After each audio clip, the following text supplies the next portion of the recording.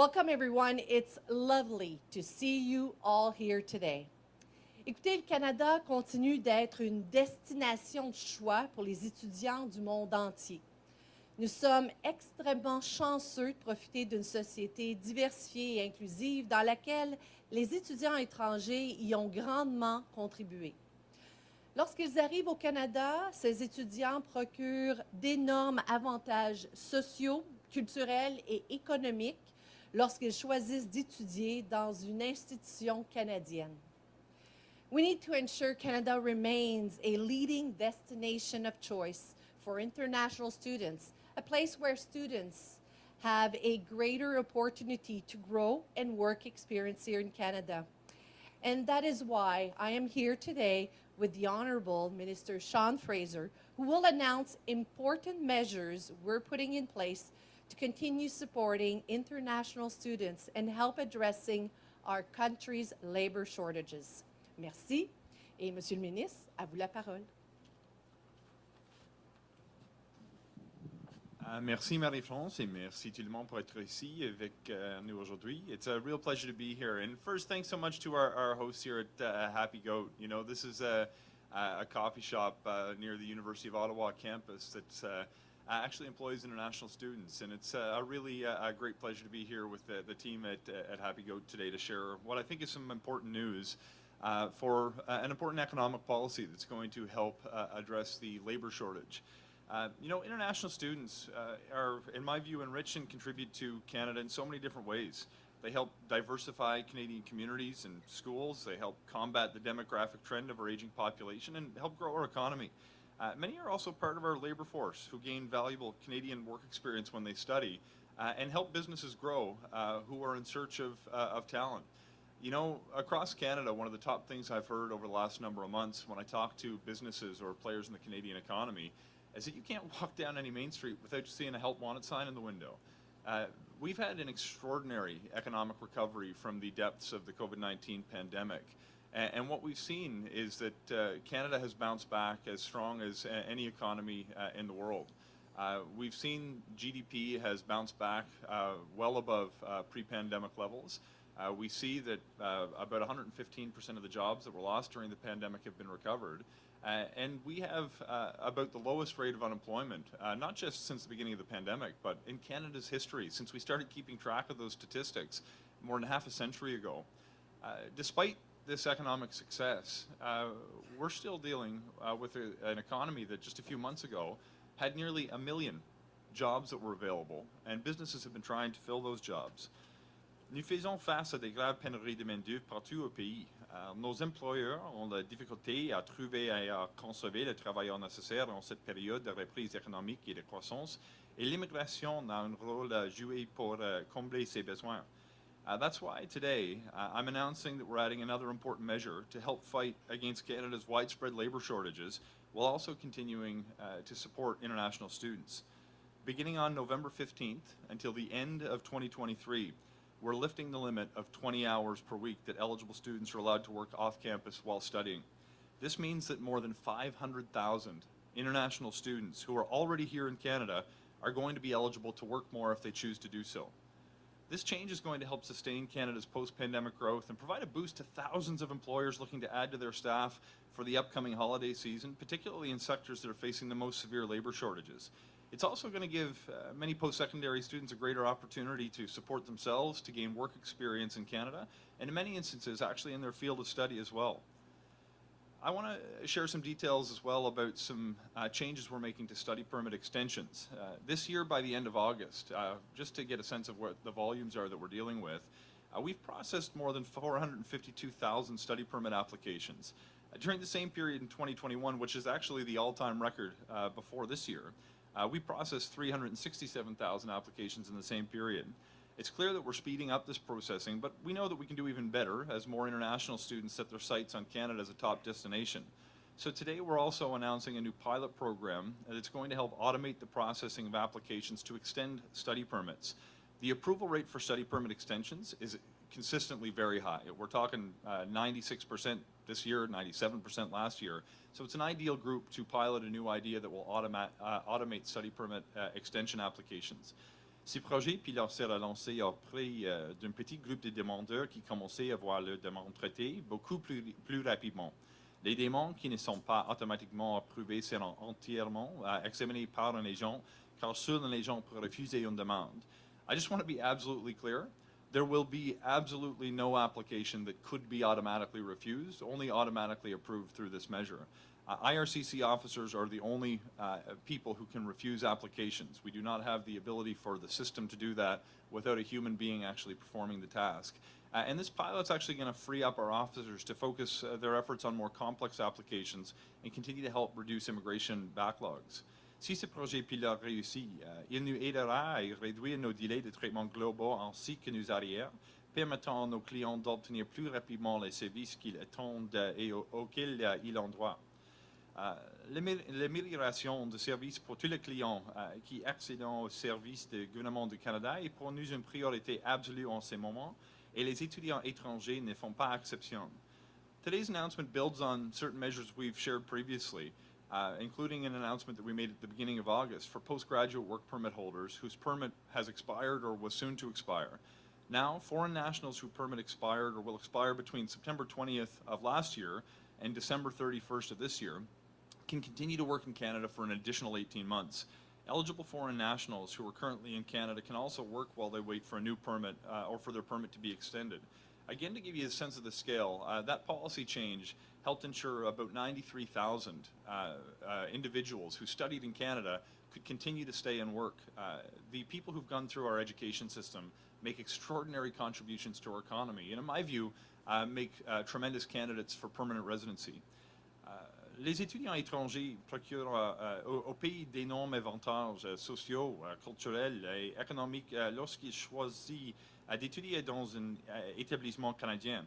Alors que de plus en plus d'étudiants recommencent à voyager à l'étranger pour leurs études, nous voulons que le Canada demeure une destination de choix. International students make extraordinary social, economic, and cultural contributions to our country. They contribute billions of dollars to the Canadian economy, fill key gaps in the labor shortage. And in my view, we need to continue to do more to promote the international student program.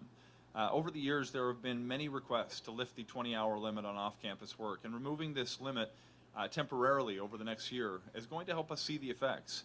Au fil des ans, il y a de nombreuses demandes pour lever la limite de 20 heures imposée pour le travail au campus. La suppression temporaire de cette limite nous permettra d'en voir les effets. Nous ne voulons pas que les étudiants donnent la priorité à leur travail plutôt que leurs études, mais nous souhaitons qu'il soit une mesure de compenser certaines de leurs dépenses. We don't want students to prioritize their jobs over their studies, but we do want them to be able to offset some of the expenses. We also want to give them the opportunity to make connections to employers while they complete their program to potentially give them opportunities to stay after the program of study is complete. The study permit extension pilot is going to help us ensure that officers spend more of their time reviewing complex applications, leaving the straightforward applications to be approved through an automated process. If this pilot is successful, we're going to expand the automation process to include more and more of our clients who are applying for a study permit extension. These measures are going to help us speed up processing and reduce wait times for our clients.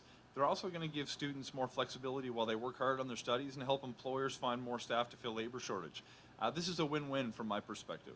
With unprecedented interest in Canada from applicants all over the world, we need to make sure that our immigration system is ready to deliver for them. We've been taking several measures to improve client service by streamlining and modernizing our process over the past year. And with today's announcement, we're going to make sure that the people who are coming to Canada have an opportunity not just to support themselves, but to help contribute to a growing economy. This is a good news day, not just for international students, but for Canadian businesses and the Canadian economy. Thank you so much. Merci tout le monde. It's a pleasure to be here with you.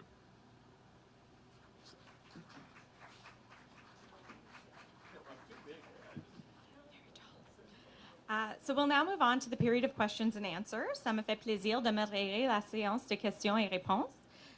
You are invited to ask questions in the official language of your choice. You may ask one question, one follow-up. Vous pouvez demander les questions dans la langue de votre choix. Vous pouvez demander une question et une suivie. Merci. On va commencer avec une question ici dans la salle. First, if there are questions in the room.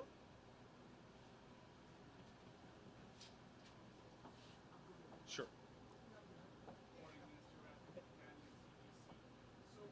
Some 500,000 international students still have access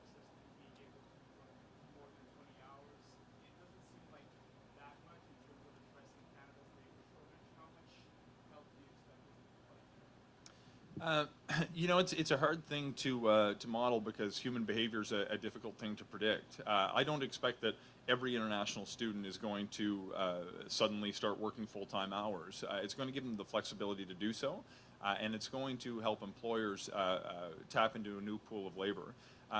With respect to the framing of your question, I think it's important that we look at all the levers that we have that we can pull to help contribute to addressing Canada's labour shortage. There's no silver bullet. We need to be continuing to work to enhance skill development for people who are already in Canada, continue to speed up our immigration processing, to get more people here on work permits to contribute to the Canadian labour force. But this is a meaningful change that's going to allow up to in excess of 500,000 students to work more should they choose. Not every student who's in Canada fully avails themselves of the 20 hours that they can work today, but many do. And we want to make sure that those who want to work more have the ability to help address the labour shortage. What's unique about the strategy that we're employing is we're going to be able to learn some lessons over the course of the next year. And we're going to be able to determine whether this is the kind of thing we can look at doing for the longer period of time. So I'm a big believer in real-world data, and we're going to figure out what that real-world data tells us when we make this change for the initial trial period from November 15th of this year until the end of 2023.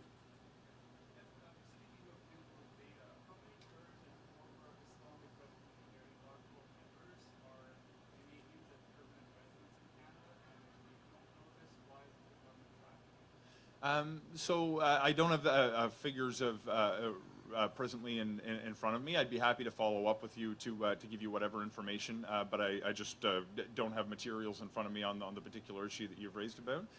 But with respect to what's going on right now in Iran, let me express my solidarity with the Iranian Canadian community.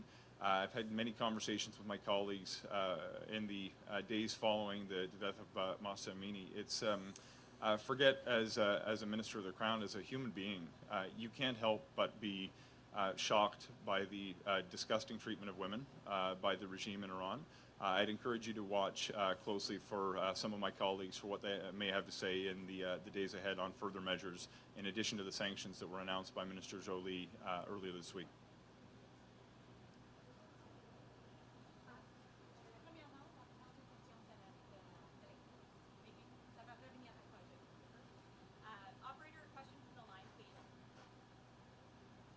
Thank you. Please press star one at this time if you have a question. S'il vous plaît, appuyez sur étoile 1 maintenant pour poser une question. Nous allons prendre la première question de Kim Vermette, Radio-Canada. Allez-y, la ligne est ouverte. Hi, so I have a question for Minister Fraser. We can read this morning on CBC Radio-Canada that your government is thinking about regulating 10,000 status for people. So, sorry, the audio quality is not very good. I can't understand the question. Would you mind just speaking a little bit more slowly so it's easier to hear in the room? Is it better that way? That's a bit better, but it's still kind of muffled. But let's give it another try. Okay, I'm really sorry about that. So I'll try again. So my question is that we can read this morning on Radio-Canada that your government is thinking about regulating status for about 500,000 people. I just want to know what can you tell me about this? So look, thank you for the question. One of the mandate letter commitments that the Prime Minister has tasked me with is to develop a program to expand on pilots that we established previously that will provide status to undocumented workers who are living in Canada and making a positive contribution to our communities. We've seen some early signs of success with the pilot that we've done in collaboration with the Canadian Labour Congress for out-of-status construction workers in the GTA and Hamilton. And we've also seen a really interesting program through the pandemic called the Guardian Angels program, which helped provide a pathway to permanent residency for some frontline healthcare workers. We know that there are a significant number of people who are living without status in Canada that are making positive contributions to our communities. So I'm looking at different options as to what we may be able to pursue. We don't have a program ready to roll out at today's announcement, of course, other than the announcement that we just shared. But I look forward to making good on that mandate letter commitment, to doing what we can to provide a pathway to permanent residency for that builds upon the programs that we've announced previously in accordance with the mandate letter commitment that the Prime Minister's issued to me. Thank you for your answer. I can actually hear very badly your answer. I don't know if you've answered that before, but if not, can you just talk to me about the timeline when that could be done? Look, I don't have a key date for you. I think we've got an awful lot of consultation and policy work to do to understand the scope of what it is that we're looking to do. But certainly, when I receive a mandate letter commitment, I expect to make good on it during this present mandate.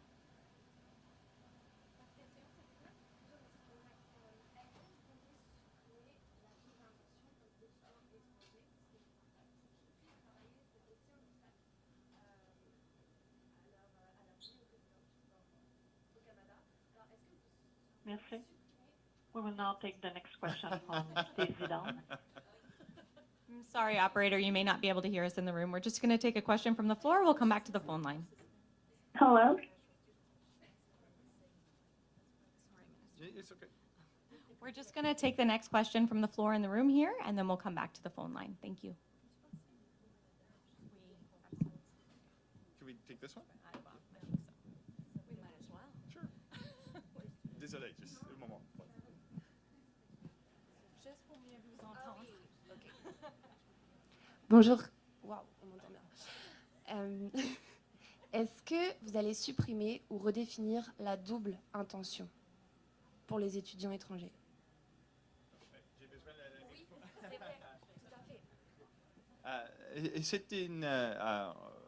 C'est un problème difficile maintenant parce qu'il y a beaucoup d'étudiants internationaux qui font une contribution immense de notre communauté et il y a des personnes qui veulent d'étudier au Canada qui n'ont pas l'habilité pour participer dans le programme parce que les règles pour je ne sais pas, je cherche le bon mot, le dual intent en anglais, et je travaille plus fort sur mon français.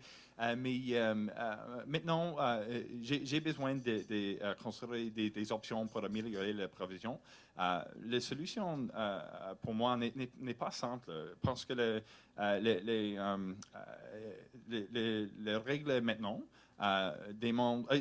C'est OK, it's a difficult subject for me. I'm working hard to improve my French, but... one of the challenges that we have is for many, many years, the way that temporary residency has worked in Canada, whether it's study permits or work permits or tourist visas, is that we're dealing with people who've intended to come temporarily. What we've seen happen over the years is the international student program has actually become an extraordinary pipeline for permanent residency. One of the mandate letter commitments that I actually have is to establish a pathway to permanent residency for temporary foreign workers and specifically for international students. One of the challenges that I see is there are incredibly talented students, some of whom begin their studies online and are winning awards at Canadian universities, who can't get to Canada because of the rule that you've mentioned, Section 179 sub B of the regulations to IRPA. This is a real challenge that I think we need to find a way to overcome. It's a little bit challenging because we don't necessarily want to create an expectation that every single international student will be eligible for permanent residency right away. I mentioned during my remarks that there are more than 500,000 international students. We've made extraordinary increases to our level of ambition for immigration, but this year we expect to set an all-time record of 431,000 new permanent residents. If we were to create a pathway for every single international student, we would have to displace the ability for family reunification programs, for ordinary economic immigration programs. So trying to figure out a way to create a pathway for those students who we think are going to make great permanent residents when they make their application is the kind of thing we're thinking on now. But we have a lot of work to do before we seek to make changes to the dual intent provision. So we're doing some early thinking on this right now, but to flip the switch and get rid of the provision, for example, would create a whole host of unintended consequences that I think are very important to avoid. So we need to make sure we take the time to get the policy right, because once we make any kind of a change that will allow people to come here with the intent to stay and become a permanent resident through the international student program, it's the kind of change that I would hope would last for a generation. Okay, merci, c'est OK? Yeah, sorry. this live. Operator, can you hear me? Next question. from- Il y a une autre RC? question poursuivie? Oui, ça va. Oui, absolutely. I'm fine with it. Il y a aussi un autre obstacle à leur venue aussi aux étudiants étrangers. C'est le fait que les agents d'IRCC ne sont pas forcément formés en français ou qu'ils connaissent mal certaines règles de processus d'approbation, notamment pour les étudiants étrangers francophones. Alors, vous avez engagé plus d'agents, ça vous l'avez fait, mais est-ce qu'ils sont qualifiés pour comprendre à qui ils ont affaire quand ils approuvent des demandes de visa?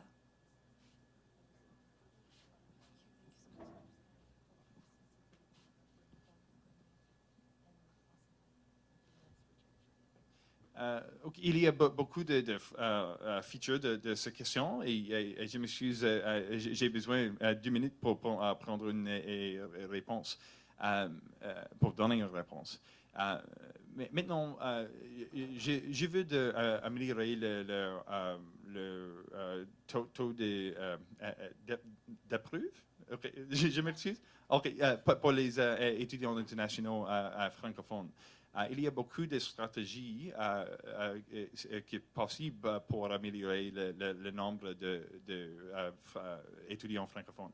Par exemple, quand notre gouvernement a avancé les voies directes pour des étudiants au Sénégal et au Maroc, il y a beaucoup de personnes qui arrivaient après ces mesures. Mais ce n'est pas OK maintenant parce qu'il y a beaucoup de personnes qui veulent arriver au Canada, mais parce que le défi dans les pays d'origine est très difficile pour les personnes de satisfier les obligations pour retourner à le pays. So we're trying to figure out right now what we can do to overcome that particular challenge to actually increase the rate of approval for Francophone international students. This is a massive opportunity for Francophone communities across Canada.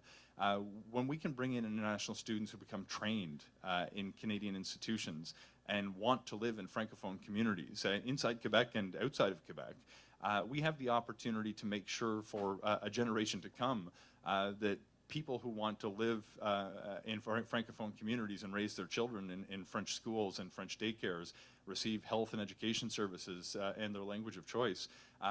One of the ways that we can do that is continue to bring international students who are Francophone who can study here. The question that you've asked in respect of the measure that we've announced today will apply equally to students who are Francophone and Anglophone. I don't have a crystal ball, but my expectation is that Francophone international students who are already here are going to be able to work for businesses that are serving Francophone communities, are going to be able to get a foothold that will help them develop work experience. Whether we're going to be able to have this particular change, have them better understand the cultural norms that exist within Canada in Francophone communities is something that we'll be very interested to watch. One of the things that I'm really excited about, and I mentioned this in response to Rafi's question, we're going to get to see what happens. We're going to try something new. Between November this year and the end of next year, we're going to be able to talk to thousands of students who have taken part in this change program who will be able to tell us, is this working? What could we do to improve it? I'm very excited about what we're going to learn over the course of the next year and a bit, because I think if we learn lessons that will allow us to better support international students who come here and could become permanent residents in the long term, I think we would do very well to look very closely at the data and try to learn lessons from it. Minister, you can keep that microphone now. Okay, thank you, I appreciate it. Operator, we can take the next question from the line, please. Thank you. The next question is from Daisy Dong from Halifax, New Haven. Please go ahead. Hello. Good morning, Minister. Can you hear me? I can hear you very well. Thank you. Oh, thank you. I have a question on behalf of international students regarding lifting the 20-hour working hours during full-time study. We know that work experience collected during full-time study can be counted for federal skilled worker program under the Express Entry platform. Will this new policy have any impact on their eligibility to apply for Express Entry or any other programs. Will this be revealed at the same time with the release of the new policy? Thank you. So the hours that international students work now are going to be able to increase. So to the extent that somebody works more and demonstrates that they can have greater number of hours in Canadian work experience, that's potentially going to help them qualify under express entry streams. One of the things that I'm really looking forward to, in addition to the actual rules and how this will impact their CRS score, for example, one of the things that I'm looking forward to even more is having people build relationships with employers that are potentially going to want to either give them a foot in the door into their field of study so they can actually get their careers off on the right foot. They might actually be able to land full-time jobs after their study because they've been working potentially more hours with an employer who comes to trust them and rely on them as an indispensable part of their operation. There's no question that there's going to be a number of students who fill jobs in the service economy at coffee shops, at hotels or restaurants, but let's not pretend that's the only kind of job that international students are going to be able to do. We're also going to see an opportunity for students who are studying business to work in accounting firms. We're going to be able to see an opportunity for international students who are working in the health sciences to get a job practicing occupational therapy or physiotherapy or whatever their field of study may be. So in addition to getting more Canadian work experience, we're going to see that students are going to develop relationships which are going to potentially set them up for success in the long term. And I'm very excited to see what kind of a trend we'll observe once we see students working more with businesses, not just in key sectors that experience a labor shortage, but also in their field of study. Thank you. Do you have a follow-up question? No, thanks. Thank you. We'll take a question from the floor. Hi, Iram Koja from Toronto Star. I don't want to stray the conversation, but I do have a quick question. Foreign trained doctors voice their struggles with the long and difficult licensure process as well. I was wondering if there are any efforts to ease this process that you're aware of and working on. If yes, would you say this is a priority as well? So the answer, yes, we're working on it. Yes, it's a priority, and it's a top priority. There are certain challenges because it's not just a matter for the federal government. In fact, the regulation of health professions obviously is a matter of provincial jurisdiction. That said, there are tools that we have. I announced actually Friday of last week a new measure that's actually going to exempt physicians from the requirement that self-employed individuals are ineligible through the express entry system. In provinces like mine in Nova Scotia, most physicians actually have a fee-for-service arrangement and are technically self-employed, even though to the general public they may believe that a lot of doctors are employees of a provincial government. We've waived the requirement that someone not be self-employed for express entry for physicians last week to help those who can overcome the regulatory barriers that you've mentioned actually start to practice and gain status as a permanent resident. In addition, one of the things that we're working on right now, pursuant to Bill C-19, the Budget Implementation Act that was adopted by the House of Commons in June, are new flexibilities in the express entry system that allow us to do targeted draws that focus on sectors where there are key needs and in certain regions of the country. Today, through express entry, as you may know, we have a system that will do a drawdown on the highest scoring applicants across the entire system. What we're going to be able to do is better tailor some of our draws to focus sectors that have the greatest need, including healthcare. What I'm seeing right now from these conversations is a lot of provincial governments are looking at the possibility to use the federal and frankly the provincial nominee program as well to bring more healthcare workers into the country. And because they see the potential to increase the number of healthcare workers that are coming into Canada, they're getting to work very quickly to actually improve their foreign credential recognition legislation and regulations. I look at the province of Ontario, where we are now, who's been working on this and has got a very ambitious plan to try to have a 2-week waiting period for people to get through foreign credential recognition barriers. If provinces can do some of the work to clean up areas within their responsibility, we've already made some pretty big advances for both physicians and now with this ability to do targeted draws. We have these conversations frequently with our provincial counterparts. It was a theme of our conversation at the Forum for Ministers Responsible for Immigration this summer, and I'm looking forward to seeing what the next year may bring I feel like we're on the precipice of a really important moment where we're going to see more foreign trained professionals be able to not just become qualified, but gain access to permanent residency as well more swiftly. So we'll know they'll be able to make a contribution in their field for the long term. So we'll take the very last question from the telephone line. Thank you, operator. Thank you. The next question is Pramnoor Kaur from Parvasi Media Group.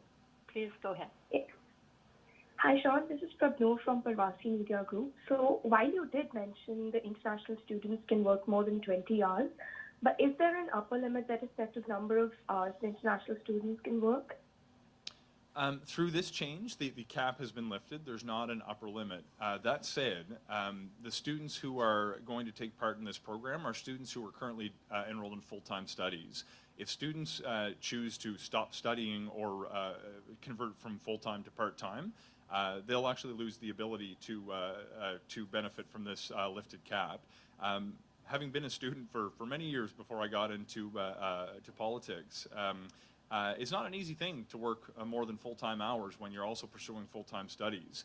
So we expect that students are going to be able to work a number of hours that their schedule will allow them to accommodate, but we haven't formally set a new limit. We've just lifted the 20-hour cap. Right. So students, since students will now be able to work more than 20 hours of full-time, will this be counted towards their Canadian experience while they apply for the permanent residency? Yes, this came up in a previous question. We're going to be able to treat the additional hours the same way that the initial 20 hours would have been treated. Thank you very much. This concludes our press conference. Merci de vous avoir joint à nous. Thank you. Merci. Vince, do we have time for one more question? Yeah, that's fine. Just asking about the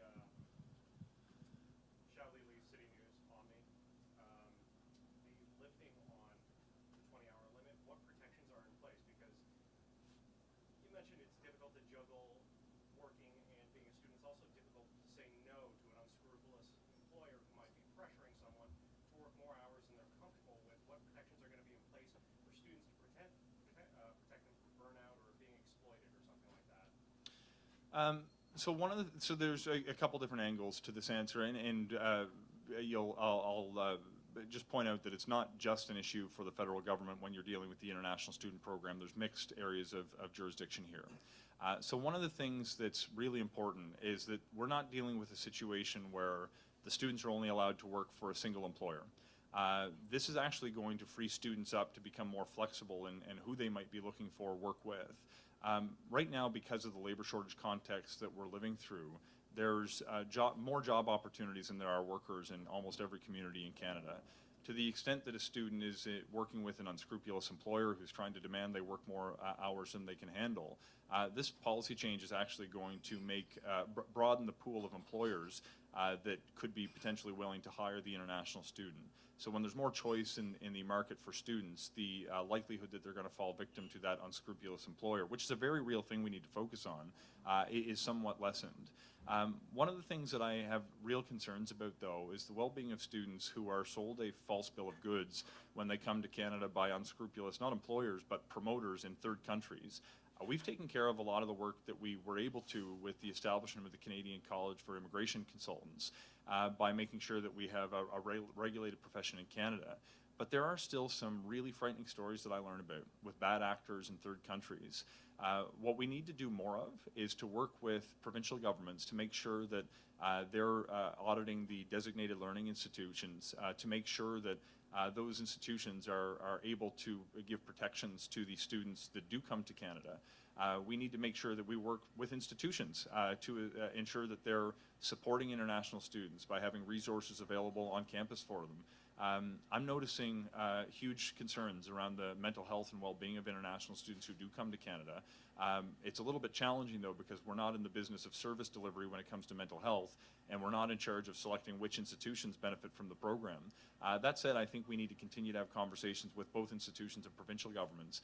But in terms of the lifting of the cap, which is a purely federal matter today, I actually think that we're going to give students more choice for the different employers they could work with, because employers will be more interested in a student who could work more hours for them, and that will actually create a better opportunity for students to not fall victim to an individual employer they may be beholden to. Yeah, just the mechanism of the automated extension. I just want to get an understanding. So you mentioned this is a pilot. So is this like there's a subunit within the group that normally handles this application that's rolling that out on a limited number? How is this working exactly? So we're going to start, that's precisely right. We're going to start with a smaller subset within the application. So the approval rate for study permit extensions, this is not new applications, study permit extensions. The approval rate is extremely high. We're going to start with a batch of the applications that we expect will be the most likely to be approved and automate their approval. It will be done in a matter of minutes and take that burden off the system. If it works the way I think and hope it will work, we'll be able to expand it to a much broader subset of applications. Essentially every application eventually, the idea is that every application eventually that doesn't have some sort of a flag that makes it unlikely for approval would actually benefit from an automated approval. I want to make sure that we establish a system that works before we roll it out for everyone in the system, but the risk is actually quite low, given that the approval rate today is 96 to 97%. So I think it makes it a particularly good candidate to try a pilot, and hopefully we'll be able to learn lessons very quickly and expand it to save processing resources that could be dedicated to those more complex cases or be dedicated to processing more applications as interest in the international student program grows globally. Excellent. Look, thanks so much, everyone. And now I do want to make sure I have time to chat with folks here at the our host, who's been so gracious to have us today. Very kind of you to come, and I'm really looking forward to seeing the impact these measures are going to have. Thank you so much.